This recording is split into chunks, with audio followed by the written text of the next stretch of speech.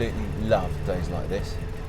We have here the new Audi R8 V10 7-speed dual clutch gearbox, and sitting over there is Chris, the road test editor from Superbike magazine, on a 1200cc V-twin Ducati Diavel, which costs 16 grand.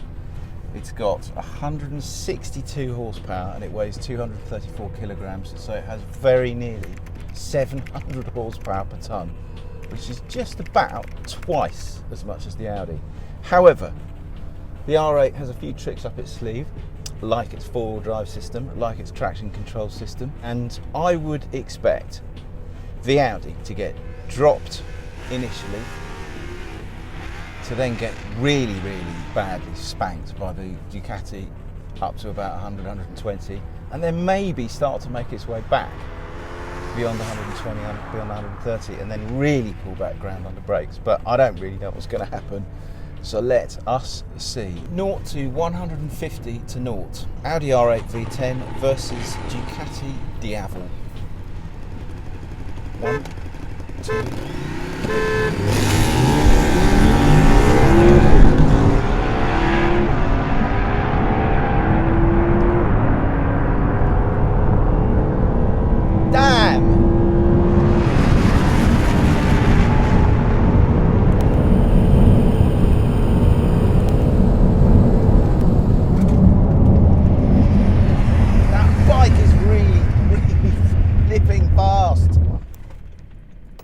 However, he got to 150 well ahead of me, definitely. Well, he definitely got to about 130 before me.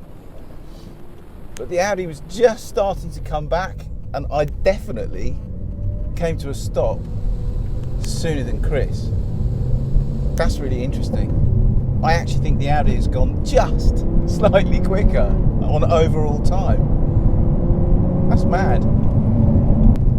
We'll have to have a look at the data to see, but basically what it felt like was that the Ducati absolutely flies away to begin with, even though the R8's four-wheel drive and has traction control, etc. The bike's got traction control as well, actually, but I don't think he's using it. And it's got ABS, and I don't think he's using that either. But to begin with, the bike just goes, and then it goes even further away, and then at about 120-ish, it just feels as if the Audi is starting to come back.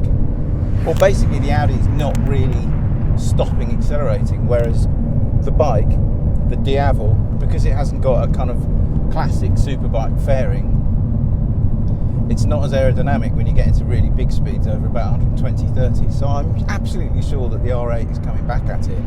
And under brakes, the car is definitely quicker. It has to be. I will eat my left arm if the R8 hasn't outbraked the Ducati by a fair bit. Well, that's certainly how it looked on that run. Gosh, it was a lot closer than I thought, though. That's mad. We have to have a look at the data. So go on then, what is the damage? So the damage on here. Well, what's the best that the Audi done? Okay, so far, out of the Audi R8, we've managed to see 0 to 100 in 7.7 seconds. Yeah. 0 to 150 in 17.5 seconds. Yeah. And then the full 0 to 150 to 0 in 25.59 seconds. 25.5 with 8 seconds to get from 150 to 0. Yeah.